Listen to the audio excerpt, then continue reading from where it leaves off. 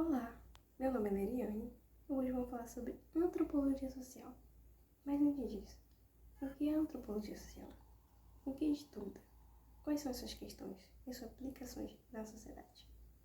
A antropologia social é uma disciplina voltada para o conhecimento do ser humano. Ela está interligada com questões sociais onde o ser humano está inserido. A antropologia social foi desenvolvida no meados do século XIX. A partir disso, ela tem esse conhecimento do principal objeto de estudo, que é a sociedade pré-industrial. A antropologia social foi desenvolvida na Inglaterra pelo Aloysius Rivkin em 1968, levando em consideração a antropologia simbólica, que estudava as questões lógicas dos pensamentos do indivíduo naquele momento. Levando tudo isso em consideração, a antropologia simbólica aplicou um pouco mais de questões, como a questão do caráter, a questão moral, religiosa e social daquela época.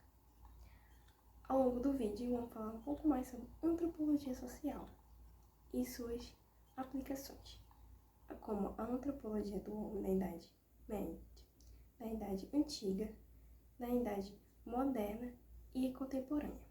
A partir desse momento, iremos analisar alguns períodos históricos da nossa humanidade, certo? Eu vou falar com vocês sobre um período conhecido como Antiguidade Clássica, e especificamente a Grécia. Iremos observar então a questão do homem, da civilização e da antropologia, certo? E vamos também ver 4 pontos importantes.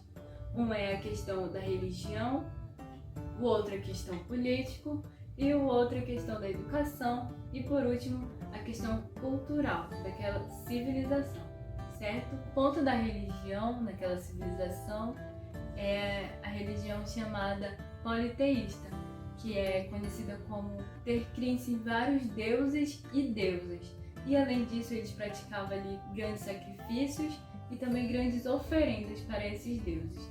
E, além disso, também faziam grandes construções para esses deuses, grandes templos também.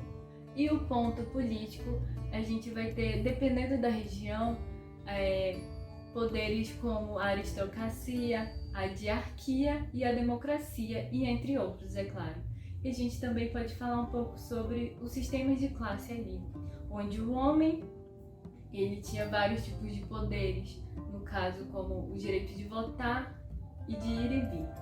E outros civis, como mulheres, escravos e estrangeiros, eram excluídos desses direitos. A mulher em si ficava em casa, cuidando dos filhos e além de tecer, é claro. Outro ponto também bem importante é o ponto da educação, onde era voltada somente para o homem, que quando ele atingia uma certa idade, ele era guiado por outro homem bem mais velho, para ser instruído em vários tipos de educação, que vai da gramática à astronomia. Mas além disso também a gente valorizava muito a questão da educação alimentar, a educação física, a educação para dentro de si também. Outro ideal também que eles consideravam muito importante era o ideal da perfeição, de um homem perfeito, no caso, onde também eles tinham que atingir e conquistar honras e também a questão da destreza. E além disso também a gente deve, querendo ou não, a esse período, porque ali foram desenvolvidos grande parte de várias áreas da educação, como a pedagogia, a história, a filosofia, a matemática e a ciência.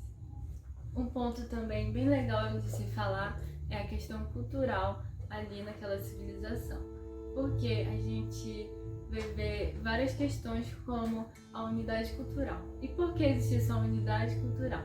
Porque existiam regiões ali próximas, onde várias pessoas iam, para se encontrar e já traziam costumes e práticas diferentes, linguagens diferentes, e ali acontecia, essa grande unidade cultural conhecida e chamada como helenismo.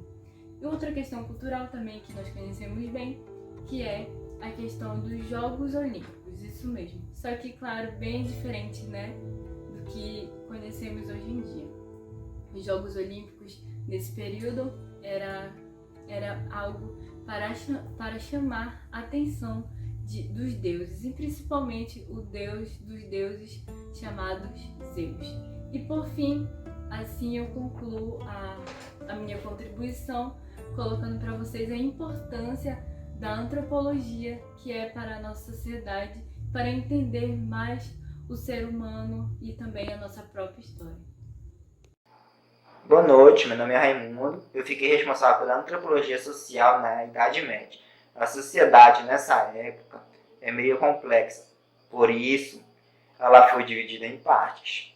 O clero, no topo dessa estrutura, ele tem uma função específica de rezar e educar os outros membros principais da nobreza. Naquele contexto, você nota como, de fato, o clero organiza a vida social medieval. Tudo vai partir dele. Os padres, os monges, os frades, os bispos, arcebispos.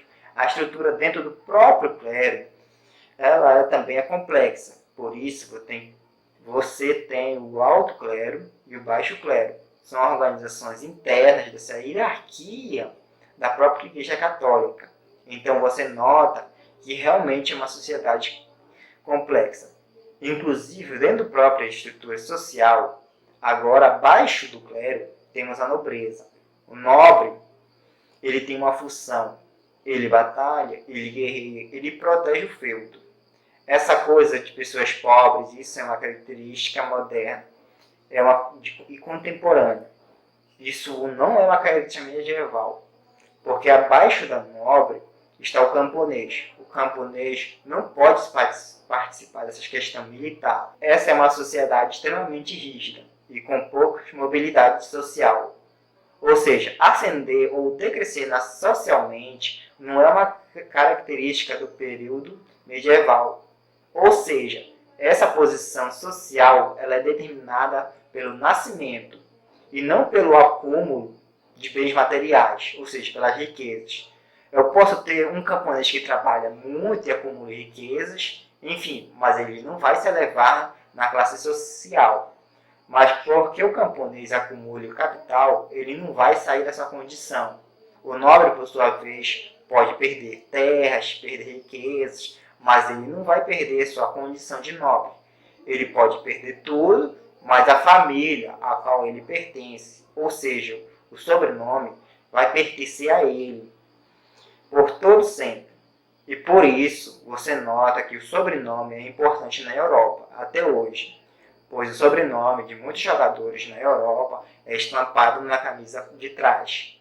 Portanto, o nascimento do indivíduo determina sua posição na sociedade medieval, tendo privilégios na sociedade tão hierarquizada.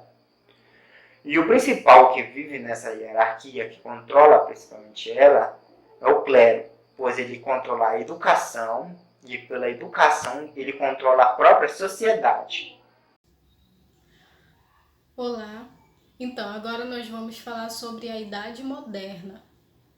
A Idade Moderna ela teve o seu marco inicial com o fim da Guerra dos 100 Anos e com a invasão que aconteceu em Constantinopla.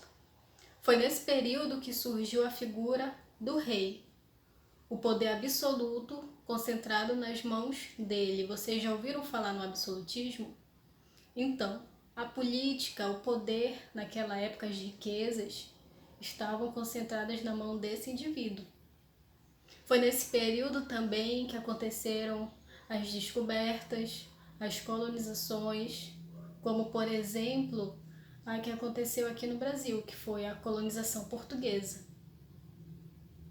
Nesse período também ocorria o mercantilismo, que era uma forma de fortalecer e enriquecer, através da exploração dessas colônias, os reis absolutistas. Então, foi nesse período que ocorreu o renascimento cultural, que foram novos movimentos artísticos, novas formas de pensar, costumes também surgiam e se desenvolviam naquela época. Em paralelo a isso, as pessoas elas começavam a questionar os dogmas da Igreja Católica, o que a Igreja Católica falava. Daí o movimento Reforma Protestante se originou nesse período, nessas transformações, através de Calvino e Lutero. Para combater a Reforma Protestante, a Igreja Católica ela promoveu a Contra-Reforma, que aí ela mandava missionários para catequizar os índios. Também nesse período foi que ocorreu o Tribunal da Inquisição. As escolas que existiam na época, na sua maioria, eram controladas pelas ordens religiosas. E quem tinha o acesso à educação, que podia usufruir desse privilégio, eram os nobres. Em contrapartida, o restante da população, infelizmente, não tinha acesso a esse direito. Oi gente, aqui é o Felipe. Eu vim finalizar o vídeo com uma ideia diferente. Eu peguei a antropologia contemporânea na minha parte. Logo, eu vim analisar algo que está imerso no nosso mundo, que é o mundo dos jogos. Então, eu não vim analisar a antropologia contemporânea em si. Eu vou analisar a antropologia dentro do mundo de um jogo. O game World of Warcraft é um mundo dividido em duas facções, que é a Horda e a Aliança. O jogador tem a opção de escolher entre essas duas facções. Eu escolhi como minha facção, que é meu amor até hoje, que é a facção da Horda. E a cidade principal da Horda é Orgrimmar. E é aqui dentro que a análise vai acontecer. A capital da Horda, Orgrimmar, ou Cidade dos Orcs, ela serviu de local de exílio dos orcs que tiveram seu mundo destruído pela Legião Ardente. Aqui nesse mundo novo, eles construíram o seu império a partir dessa nova cidade. Ela é separada em distritos, e todos são de fundamental importância para o funcionamento total da cidade. A política dentro do mundo dos orcs, dentro da cidade deles, ela é baseada em uma política parecida com algo de uma monarquia constitucional, que tem um rei maior, porém ele tem que seguir as regras da Constituição, senão ele é afastado do cargo. E foi o que aconteceu com o atual rei da Horda nesse patch, que no próximo ele foi exilado do cargo e exilado da própria Horda pelo fato de que as pessoas achavam que ele era o rei fraco, pelo fato de ele ser pacifista. Desde que Thrall assumiu a liderança da Horda, não há discriminação entre gênero na sociedade orc. As mulheres são capazes de exercer as mesmas escolhas de carreira que os homens, subir a posições de poder e até mesmo esperar que respondam ao seu chamado para a batalha da mesma forma que os homens. A religião dos orcs ela é baseada no animismo, ou seja, eles têm uma cosmovisão de que entidades não humanas têm a sua essência espiritual, e também eles se baseiam nisso graças a que na grande parte da cultura deles ainda existem xamãs. Inicialmente, a questão da cultura dos orcs ela era mais baseada na cultura xamânica, naquela questão de mais espírito.